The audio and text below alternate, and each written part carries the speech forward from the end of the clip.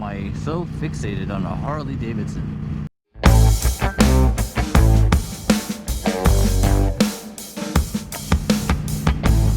Alright, boys and girls, beautiful day here in North Jersey.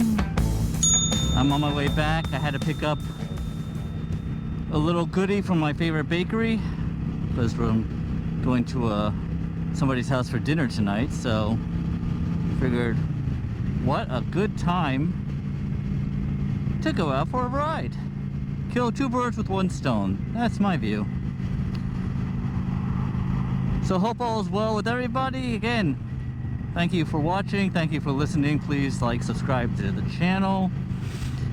We are plugging along here, and I was thinking of what today's video would be about, and I thought I would talk about, this whole channel is about my journey to get a Harley Davidson. For those of you who don't know me yet,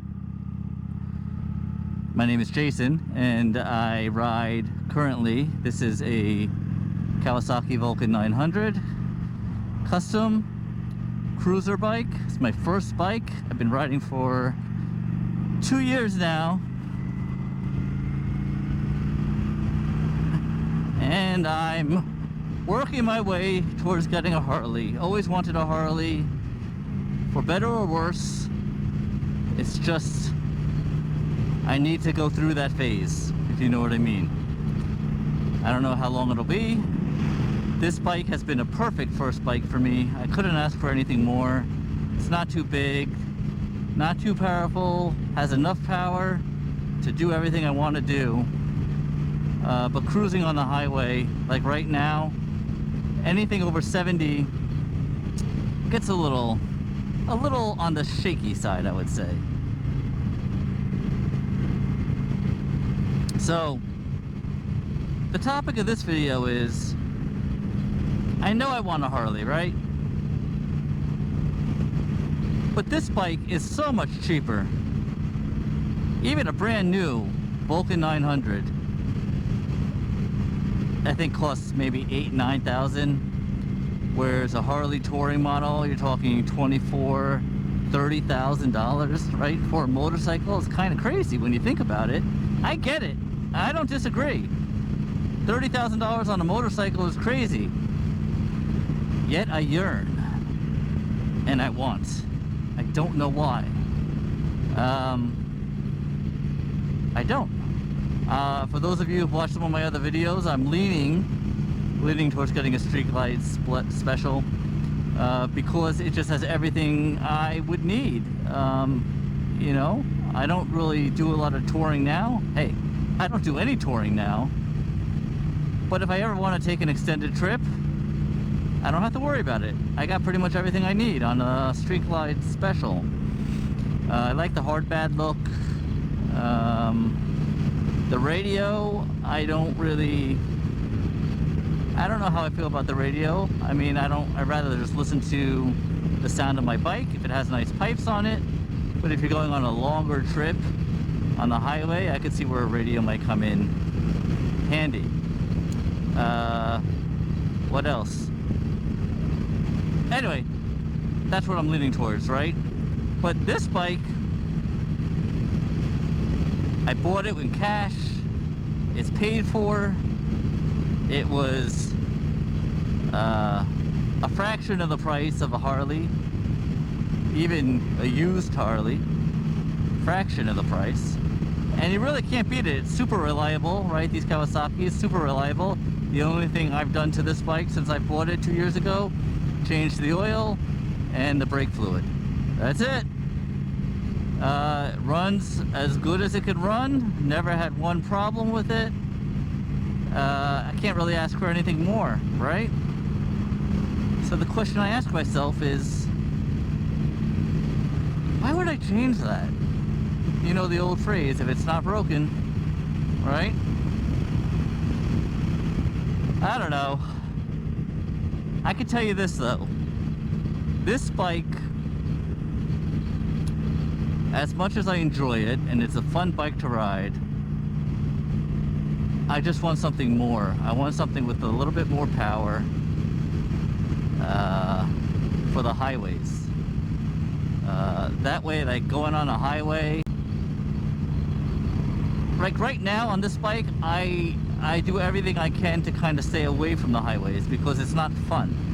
Not that I can't do it, not that the bike won't do it adequately. It's just not fun for me because I'm pushing over 70. The bike gets a little shaky. It's too loud in 5th gear. Doesn't have 6 speeds. And, you know, for long periods of time, it's not fun on the highway. Now, if I had a more powerful bike, like a Milwaukee 8,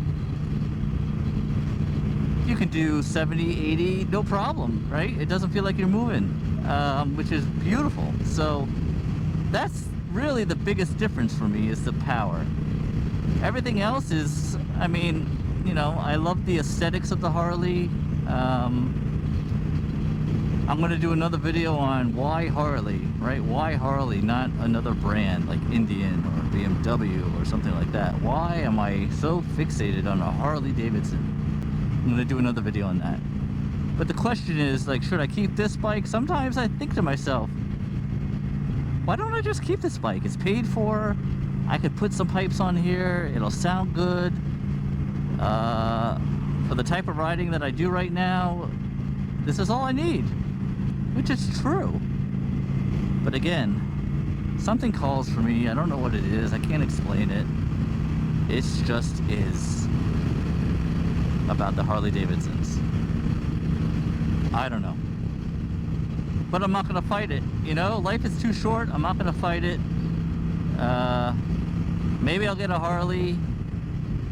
Maybe I'll ride it for a year or two and then be done with it. I don't know. Only time will tell. But I feel like I gotta go through the motions. I gotta go through it. Like, let me give you an example. So, a few years ago, I think I was supposed to get off at that exit. See, this is what happens when you don't pay attention. I was supposed to get off at that exit. Sons of guns. Now I'm gonna have to go on a major highway for an exit to get home. Okay. Do what we gotta do. Alright, anyway. Distractions. Riding a motorcycle. Alright. So, a few years ago, I always wanted to drive a car, a manual, right? Never did it before. Don't know why. Just had this itch. Wanted to ride a stick. Okay. Everybody thought I was crazy. My wife doesn't know how to ride a stick. What if, you know, she needs to use the car? We go from a 2-car family really to a 1-car family. Oh, well, son of a bitch, right? So, but I said, you know what? I gotta get it out of my system. So I leased a Subaru WRX 6-speed. Rode it for 3 years. Loved it. Absolutely loved it. Don't regret 1 minute of that. And now I drive an automatic again. And I'm okay with that. I'm okay with it because I got it out of my system. Now, I won't lie to you, if I had my choice and I could get another car, I would definitely get another manual. Because they're fun to drive and I enjoy it. And it's as simple as that. But I don't for practical reasons, like I said. If my wife needs to use the car, which is once in a blue moon, but it happens. She can't ride a manual, and I don't want her learning how to drive a manual. Oh, come on, guy. What's he doing? I don't want her riding a manual, learning on, you know, if I got a new car or something. Right? That just doesn't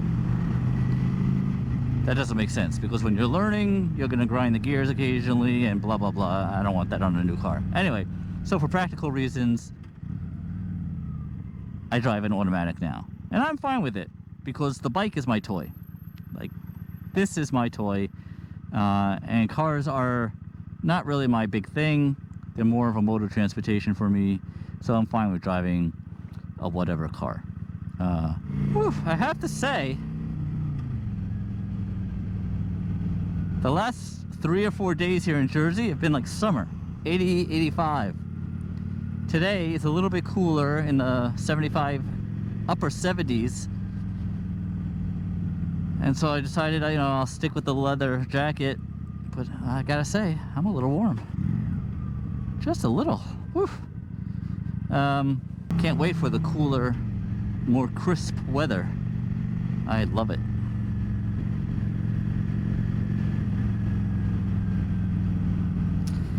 So if I was being totally reasonable and totally practical, which if you ride a motorcycle, you're not, because a motorcycle is an emotional thing, right? It's a toy.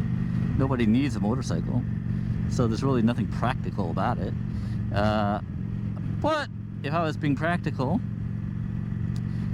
I would say, I'll just keep this bike. Like I said, it's paid for, a few modifications, not a big investment, have fun, right? Ride this thing for as long as I want. Probably won't give me any problems because it's so reliable. Who could ask for anything more? But the emotional side of me, of course, says no. Says it's time to move up. Time to upgrade. Get the bike of your dreams. Live life. So it's those competing forces. You know what? Off topic. I peed before I left. I've only been gone 40 minutes. I gotta pee again. It sucks getting old, folks. It really does. I'll make it home though. I hope. Anyway, let me know your thoughts on this whole thing. When you picked out your bike, was it more of a practical decision or an emotional decision? And why do you ride what you ride? And are you looking to change or move up or move down? I saw a YouTube video the other day about a trend out there where people riding touring model bikes, the big bikes, bigger bikes, street glide, road glides, are moving down in size to like the lowrider STs. Why? Because it's a much lighter bike, much more nimble bike, cheaper bike.